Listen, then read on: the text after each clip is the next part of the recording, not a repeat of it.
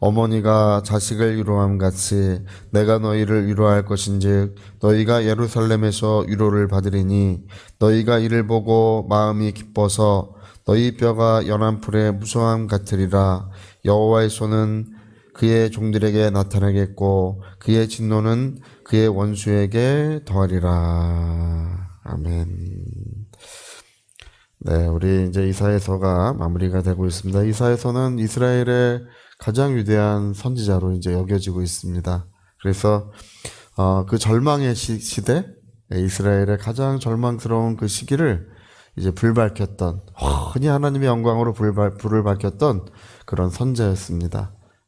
그 아수르라고 하는 나라가 이제 강대하게 일어나고 있었고요. 전통적인 이제 강대국인 애굽이 이제 그 옆에 있었습니다. 이 두 나라 사이에 껴가지고 어려움을 겪고 있었는데요. 이제 아수르라고 하는 나라가 우리나라도 이제 일본이 예전에 강대국으로 부상하니까 강대국으로 걸기하니까 이제 침략해 들어오지 않습니까?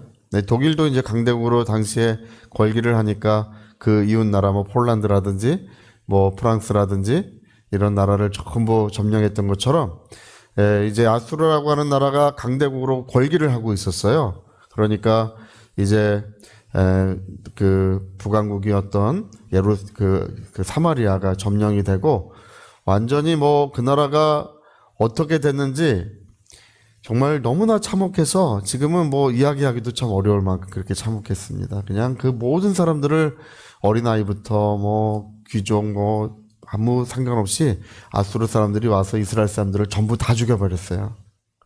그 참혹한 시대에 이제 아수르 사네립 왕이 15만 대군을 이끌고 예루살렘을 에워쌌지 않습니까? 그 대군으로 에워쌌을 때에 이 풍전등화와 같은 너무나 연약했던 그 유다가 이제 하나님을 의지했던 이야기가 전해 내려오고 있습니다. 그 시스기야 왕이 거기에 있었고 예루살렘에 있었고 그다음에 이사야 선지자가 여러분 그 하나님이 함께 하시면 아무리 연약해도 연약하지 않습니다. 아무리 연약해도 하나님이 힘이 되시면 모든 것을 이길 수 있는 것입니다.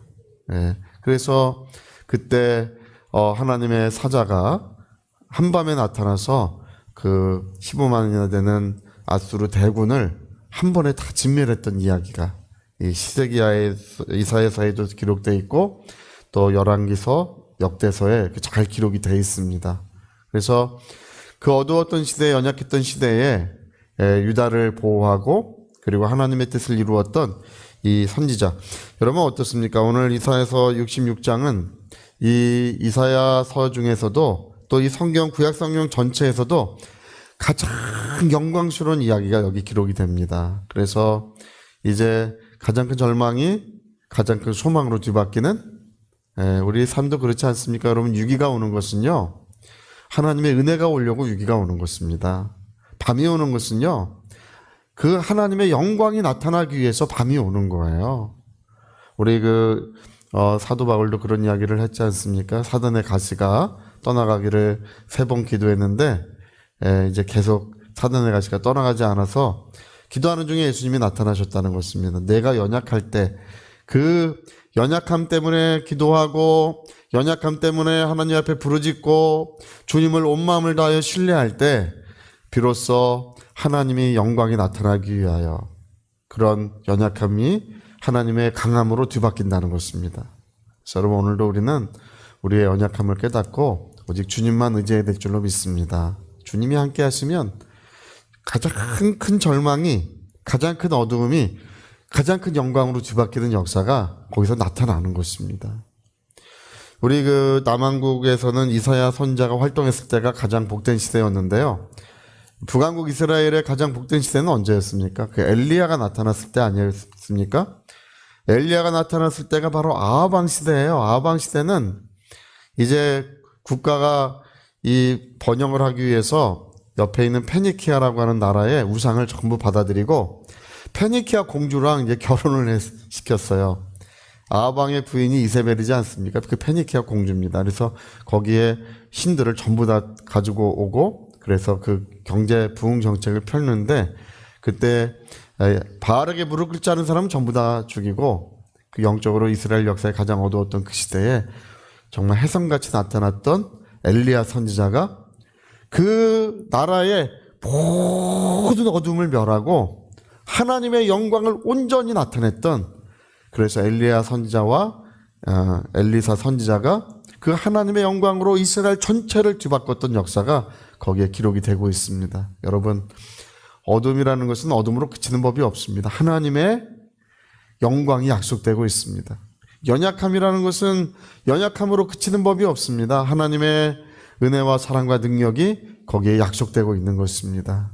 그래서 오늘도 우리가 기도할 때 우리 하나님의 영광의 충만함을 위하여, 또 하나님이 주시는 힘과 능력을 위해서 우리가 기도해야 될 줄로 믿습니다. 제가 중국에 처음 선교 갔을 때는 나이가 25살 때 갔어요. 25살 때 이제 선교를 갈 때 뭐 후원하는 교회도 없었고 또 후원하는 사람들도 없었어요. 그냥 가서 언어나 좀 배우고 와야지 하고 선교를 처음 갔어요.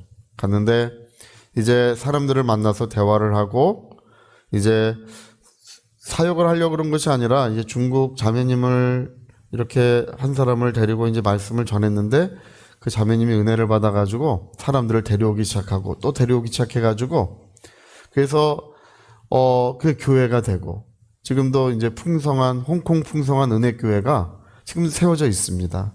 예, 아주 교회가 아름답고 충만한 교회로 세워져 있습니다.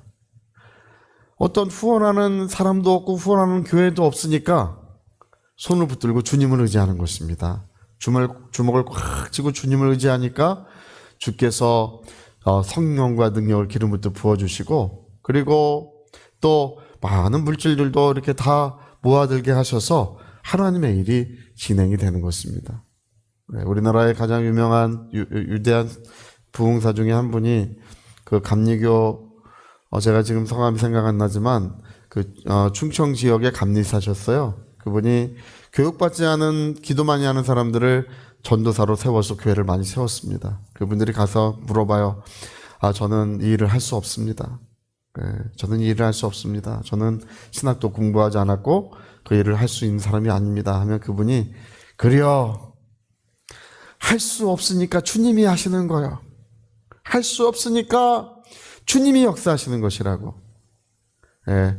그 목사님의 가장 큰 영향을 받은 분이 그 여의도 순복음교회를 세웠던 최자실 목사님입니다. 최자실 목사님이 그 목사님의 영향을 가장 많이 받았어요. 제 이름 성함이 생각나지만, 그래서 여러분 오늘 정말 우리의 연약함을 주님께 아뢰시고 오늘 주님이 역사하시도록 그래서 우리 어둠을 밝히는 빛이요 그리고 절망과 슬픔을 영광의 기쁨으로 뒤바꾸시는 주의 은혜가 충만하시기를 꼭 부탁드리겠습니다. 자, 우리 같이 한번 기도하시겠습니다. 오늘 이사야서 66장이 쓰여졌을 그때는 가장 어두웠던 시기예요. 절망의 시기에 풍전등화의 그런 나라의 유급함이 있을 그 시기에 이사야 선지자는 희망을 노래하고 기쁨을 노래하며 하나님의 영광을 바라보고 있었던 것입니다. 우리 위하여 통성으로 기도하시겠습니다.